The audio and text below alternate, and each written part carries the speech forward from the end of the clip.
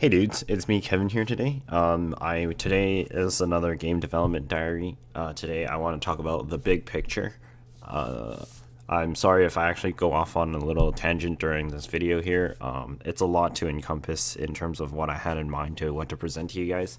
So today this is more of the everything aspect that I have to know about in terms of creating a game that I want for myself and to become a indie developer. Right now, I'm just a wannabe indie developer until I actually get the game done and out there. So I'm not going to validate myself as an actual indie developer until I actually have it done or something to show. Right now, I'm working on a 1 minute trailer, as some of you might know. But the problem here is that I've created myself some problems and it's just making the work 10 times longer. And well, live and learn, experience learned. I know I shouldn't have done it in such a stupid way. Anyway, so the big picture is I have to take care of all the details in this project, and I am a one-man army here. So I have a flow chart of basically where I am in terms of my development progress. It's still in its very early stages, but once it's after over that first hill, everything else starts becoming more exciting basically, and it'll just ramp up over time because I know that's how I'm going to work about it.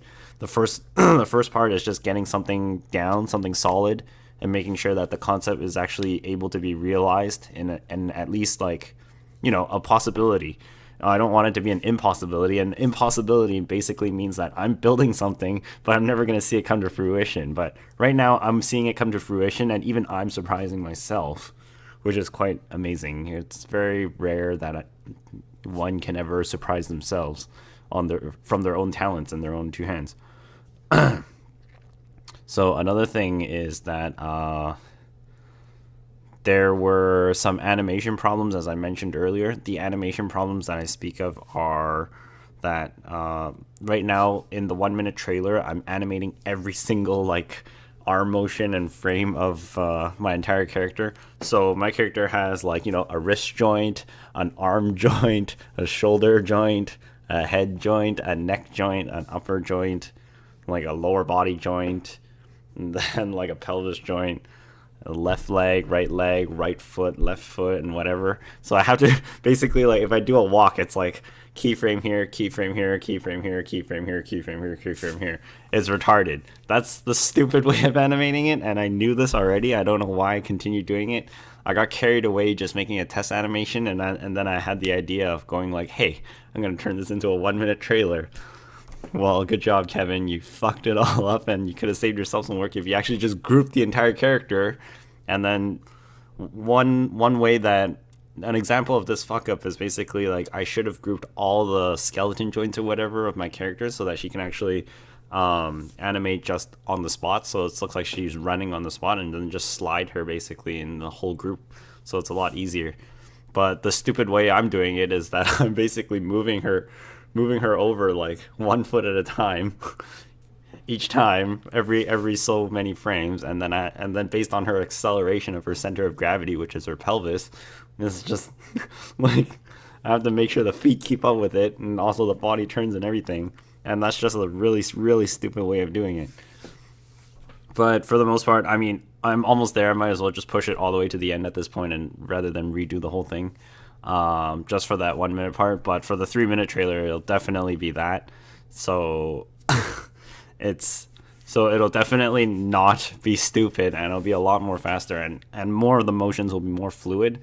Right now, some of the motions are pretty stiff in terms of the 1 minute trailer, and some of it's it's in a passable state. It has the framework down for the animation, but I don't want to polish it that much because I know I could do better. But if I wanted it to be to the happy standard that I consider, it would be so much more work and so much longer that it's a waste of time, rather than just producing, quickly getting something out there and showing it to you guys.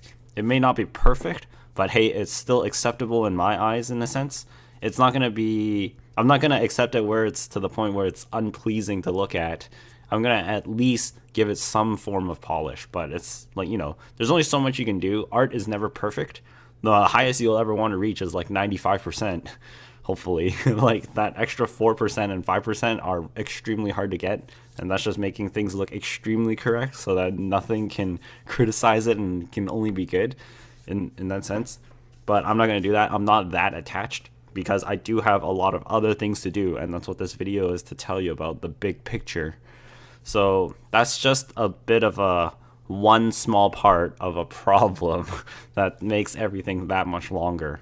And that's a small animation problem that I could have just solved and saved myself 10 times the griefing I'm giving myself. So in this 1 minute trailer, the backstory of my character Jayen here is that she actually just died. So where she starts off is she's waking up in a realm that's actually in the middle of living and death. So she's kind of in the transition from going from living into like, I'm about to die kind of thing, or like I'm already dying, and it's just like, how do I recover myself back to the real world, right? But the way the character is designed is that she's actually becoming infused with a god of destruction, not Kratos. In my game, it's a god being called Tarthagata, and what gods in terms of gods or whatever in my game they're called Eternals, and Dre is actually a child of an Eternal. So basically, she's a daughter of one of the gods. I'm only going to use gods because that's more of a familiar term in terms of depicting a design idea to you guys, and how like, there's beings that are revered in this game, and there's also characters that are growing that are also children of these beings. So in terms of the game, you guys will be playing the children of the Eternals. What's interesting though is that Eternals, there's about 5 different races in my game. There's Eternals, there's Shadow Dark Lords or whatever, Dark Lords, and these two are like opposite entities. And then there's the children of Eternals, and then there's like these Beast Lords or whatever as well. And then there's servants. Servants are really important in this game. So when I was designing the Eternals and the Shadow Lords or the Dark Lords, I had to make sure that there had to be some way to inhibit their ability, because when I first designed them, I was like, man, these guys are like universe destroyers. They can literally obliterate anything and everything. So I was like, how do I stop them from becoming so damn powerful? And the thing was, basically, I gave them a disability of learning. So they have problems learning. They may be all powerful and immortal. Basically, Shadow Dark Lords and Eternals can't die. They're immortal in terms of like the game. They're immortal forever. You can kill them and destroy them in a certain way with certain Eternals powers and Dark Lords powers, but they never actually cease to exist. So they lose a physical form, and they may have a spiritual form drifting around the entire game's universe or whatever. But for the most part, one of the Eternals died at the point of where the story starts taking place. It'll be a bit more of a backstory if people enjoy this initial story first. So there's a lot of details in this game that I have written down on paper. I'm trying to formulate a summary here just a little bit, just to make some sense of it. So Dre is dead, and she's a child of an Eternal, the Eternal of Souls. And the important thing about servants is that servants are basically kind of, think of like researchers. They're like the researchers for the Eternals to help them learn abilities. So servants are also immortal, but they serve under an Eternal or a Dark Lord, and they can only serve under either one. But in the game story, something weird happens to one of them, and they sort of gain free will. So the way a servant works is that when they die by whatever's hand, it will become that servant of that particular Eternal or Dark Lord. So basically, for instance, say the Eternal of Souls has the servant, and then the Dark Lord kills that servant will now convert over and start serving the Dark Lord instead, and start teaching them their abilities. They only teach abilities that are capable to the one they're aligned with. So they can't actually transfer abilities from one Eternal to the other, or teach a Dark Lord an Eternal's ability, because that would be way too complicated, and it wouldn't make much sense either, and would destroy the theme of each god and evil god, basically. So if you kind of think about it a little bit, servants are practically the most powerful most powerful entity in the entire game, but their problem is that they don't have any free will and they have no idea what the hell to do. So they're basically a super powered thing that can learn anything, but they have no direction basically, and they have no free will, and they're always kind of under someone else basically. But and then Eternals are the other way around. They're really really strong. They have their one or two initial abilities, and then they can't learn shit though. But those one or two abilities are enough to get them by to do whatever they need to do. Like one of them is basically like the Eternal of Souls will obliterate the Eternal of Destruction entire physical form, and that's how that Eternal died. So that's a bit of a spoiler leak for you, but it's to make sense of what happened here with Zhuyen. Zhuyen is basically becoming infused with the Eternal of Destruction among her dying self. And in the 1 minute trailer, she's actually waking up in the realm where she's just about to transition to death, or actually make the choice to fight her way back to the living realm. So how she died was that she was fighting one of the evil lords, overpowered her basically, and then she was completely unprepared to fight something similar to her own style. Her own style is very unique. This isn't her original form. This is actually part of her ascended form with Tarthagata, which is the Eternal of War or Destruction. And part of her design right now is that half of it is sort of into Tarthagata's form and half of it is her own form, and kind of melded together. So her design is actually really, really this is probably the most unique character I've created because it's asymmetrical. There's a huge amount of detail. Her armor is basically like cracking and basically reactive, getting close to becoming an explosive material. So the challenges here that I have to do was actually painting all those cracks in and then making sure they glow properly on the texture, as if they're kind of leaking out like lava fiery material. Part of Tarthagata is that he is supposed to be a destructive being that will absorb any kind of energy around it, and it will unleash that energy back towards any foe that it's facing in order to destroy it, because it's the Eternal of Destruction. It's all about killing things for that thing. So, and because that Eternal is so dangerous, even though it's a good guy, it was destroyed by its fellow ally. So in terms of the Eternals don't actually see each other as friends. They just see each other as somebody. They don't really work together or anything. Whereas the children, though, the children aren't immortal. They're immortal in a sense of time, where basically age doesn't kill them. So every Eternal is they're ageless. They will exist forever. And same with the evil lords. But when they're taken out of their physical form, they're practically disabled in the universe. Think of it putting a pause button on them, so they can't do shit for a long time until something reincarnates them. So, oh my god, there's so much detail in this. So that's a bit of a story. If I had to put this to you as the end user in terms of what my game is, the game is going to be, you're going to play this one character that's a child of this god, and you're going to kill parts of underlings of this huge boss and gain their powers, like Super Metroid or Mega Man or Legend of Zelda kind of thing. And then afterwards, you get a story that unfolds as you play through it, and you're also rebuilding the world. That's as short as I can put it to you. Maybe even shorter, like a Twitter's post, but that's what it is. In short, you kill bosses, get their powers, rebuild the planet, see what happens, and hope you don't forget the side quest. All right, so in the 1 minute trailer, it's basically Zhuyen waking up. She's already infused with Tarthagata in her, and that's not her original form. Her original form, she uses a 5-piece sword. I had a hell of a time designing this platform sword. I call it a platform sword because she uses her whole body to actually swing it. And in this 1 minute trailer, she's waking up and she doesn't exactly know where she is. With an Eternal infused into her, Eternals actually can't reach the death realm, so she actually has only one choice to go, which is up, or she forfeits her life to the Eternal itself, and the Eternal will be reborn with her body, and that's their new physical form. Of course, she'll mutate and transform and not look like herself, but while the Eternal is infused within her, she has half her mentality and half her attributes and traits shared with the gods. So it's kind of like dual personality. So she'll be really conflicted, but her powers will also be amped up like 10 times as what it was before she died. Or like even more, 1,000 times. Like it's just based on rage at this point.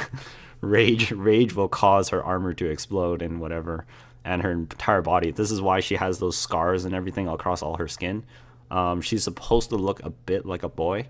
Some people have expressed criticism that Dre actually looks like a kid or a boy, which is actually exactly what I wanted. She's supposed to be young, and she's not supposed to be like adult or whatever. She is supposed to be kind of young and foolish in a sense, but she's also supposed to be really, really stern, I guess. I took a lot of references from other games of characters that reminded me of the kind of character I wanted to portray with Rey.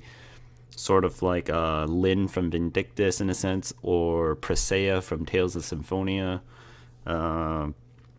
Various other characters that I can't really recall quick enough for this video. I had a sheet of references somewhere, but think of like kind of like Ragnarok characters. When you look at Ragnarok online, you don't really see like adults behind the classes. You're just like, oh, these are like kids running around slashing porings in a sense, sort of in that age range. She does have a sister that's going to be the actual main character that you guys will be playing, and oh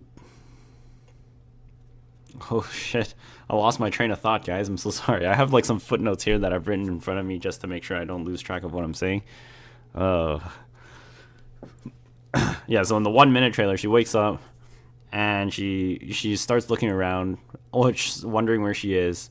One person's gonna come in and narrate a little bit, as basically the soul connection of the servant of the Eternal Souls trying to contact Rey, because that servant has been teaching Dre for her entire span of her lifetime of how to prepare for this boss. But then something happened, and then something unexpected happened, and basically Dre got killed for it, and he feels extremely guilty. And what he did was that he infused the eternal destruction straight into Dre to save her life.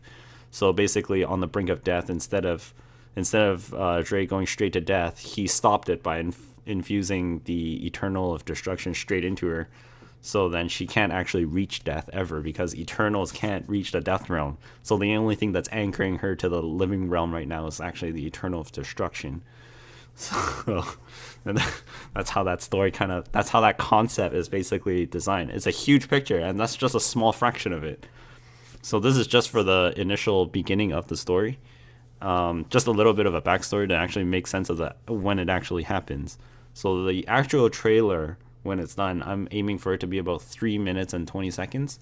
That's a lot of work, actually, like for 3 minutes and about 20 seconds ish, or even 4 minutes. Right now, this 1 minute trailer is 1,800 frames of work, and that's because it's 30 frames per second, and I want 60 seconds of it. So 30 times 60 is 1,800, and that's 1,800 images that I have to make, basically. So generally I make like a small segment about like 300 frames or something, or like 300 to 400 frames, and then I make sure that part looks good. Then I continue on to the next section, and so on and so on and so on.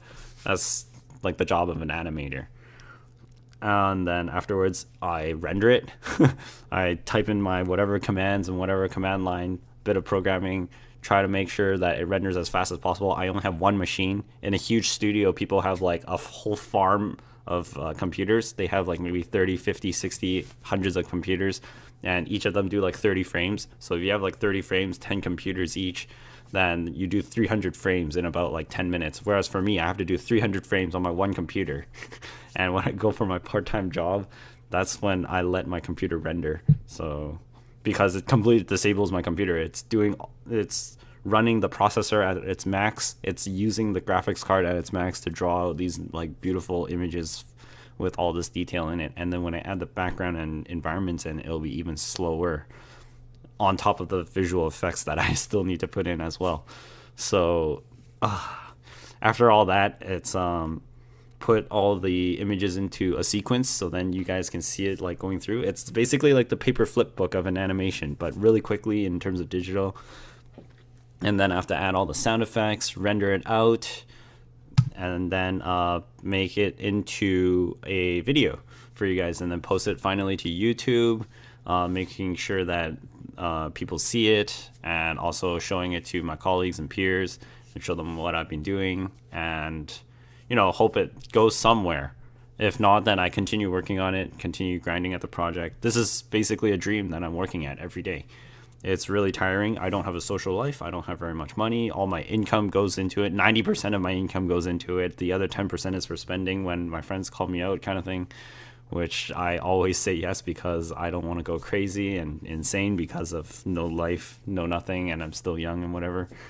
But it's really difficult, guys. I play a lot of games too, and that's actually more for research to see what's out there and what I'm up against. Obviously, I don't expect my game to be better than anything out there already. I just hope it's fun, and I hope the story sticks to you, and I hope it's a success, and that's it. In that terms of a success.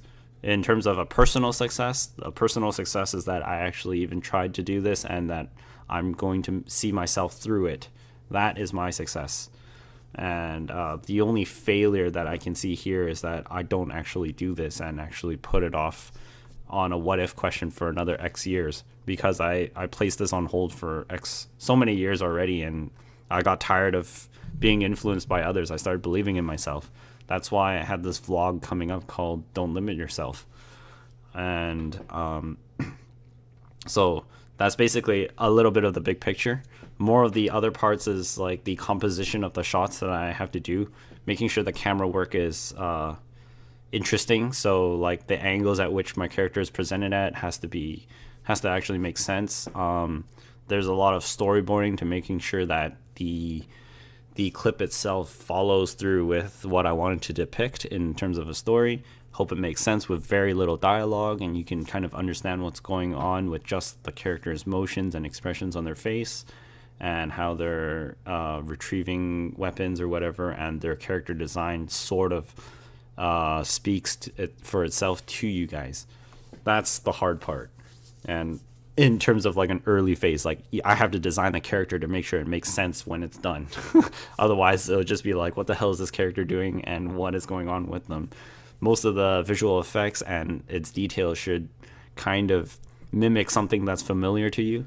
That's why her armor looks like it's cracked lava, and like the power of the sun, basically, when she glows stronger, more of her power is coming into her when she's glowing, and how she unleashes that power. And in the 1 minute trailer, I have to finish adding some effects and making an actual portal where she tears it open with her sword. The sword is actually a very interesting concept as well. How it works is that the more she swings it, the more it powers up until it makes contact with a living thing. That's when all the energy transfers over to that living thing and basically becomes an explosive reactive power. So that's a very dangerous weapon. I thought to myself, I'm like, that's a really, really strong weapon. So basically, the more misses she makes, that next hit that she lands will absolutely wreck whatever the freak she's hitting. It was a neat design, and I always looked at other games, and I was always staring at concepts and started asking what can be changed about this to make it unique. When these concepts get put into play in practice, it'll make a lot more sense because I've thought about it for hours and hours and days and weeks and months and whatever. So it all makes sense to me in terms of like a huge puzzle. It's like fighting a Rubik's Cube and solving it in the matter of 2 seconds for me, whereas somebody else, it's like they just grabbed a new puzzle and they're trying to figure it out, but they have no idea what the hell's going on. So that's the big picture of this. That's a small picture of the big picture. So I can't really make this video go any longer. This is just a small bit of it. I just wanted to let you guys know what's up. There's 3 major characters in the game. I should let you know. Zheyan's one of them. She's actually the most simplest of the 3 major characters. The next one is actually her sister, which I still haven't decided on her name to be either Shiko or Cyaniki. And the third guy is supposed to be KyrX, the servant that actually narrates half of the game, kind of, sort of, and is kind of like driving the story in a sense. And the thing I told you about servants earlier, that should kind of keep you in touch with what might happen, basically, in terms of the concepts of servants. So if KyrX ever dies, basically the narrator, he kind of just loses. When a servant dies, they also lose all their memories of their previous life too. So basically, if he ever dies, then basically the whole story just kind of evaporates. Question mark. So that's this is more of the art side. There's also the programming side, and then there's also the business side as well that I have to take care of. So the art side is just to present you the idea. The programming side later on is actually to show you a prototype of the game and see if you guys actually like this style of gameplay or something. Or basically, do you enjoy this kind of aspect or perspective or core features, for instance? So it'll be like playables or interactivity. Art is more like just, does it look cool? Can I show it to you in a movie or a comic kind of thing, or a storyboard? Programming is, can I make it playable, or is it going to be like a point and click mouse game? It's like, mechanics and stuff. And then the business side. The business side is something I'm trying not to worry too much about, because I'm not trying to do this for money. I'm doing this for, hell if I know, I'm doing this for myself. So in terms of the business is only, I spoke with a friend and he gave me a lot of good advice, and I took it to heart. He was basically telling me, how do you pitch this to your target audience? And I was like, I have no idea, because the target audience is myself. And if I like it, then I hope someone else will like it as well. And I'm pretty sure somebody would like it as well. And I have to take care of all this by myself. In terms of the business, I gotta promote it afterwards. I'm not even gonna kickstart it or indie it or anything yet until I have something solid, so people know that I'm actually committed to the project. This is why I won't take any donations or anything at all until I'm comfortable with that I'm going to go through with it all the way. Because right now I'm just pushing myself over the first hill and seeing if I can actually do all of it. If I can't, then I won't. I won't take any kind of help. This is more like a commitment test and challenge for myself first, before I can fully understand that I can actually turn myself into a studio. And until then, it's I won't look. I haven't looked for help. I haven't. I just I'm crazy, I guess. So thank you guys so much for watching. I hope this gave you a bit of an idea of what I have to do to bring you all this. And it's a lot of behind the scenes stuff, everything that I have to take care of. And yeah. So I hope the video that's been running around kind of makes sense to you. I've added words to them. And thank you so much. Bye bye for now.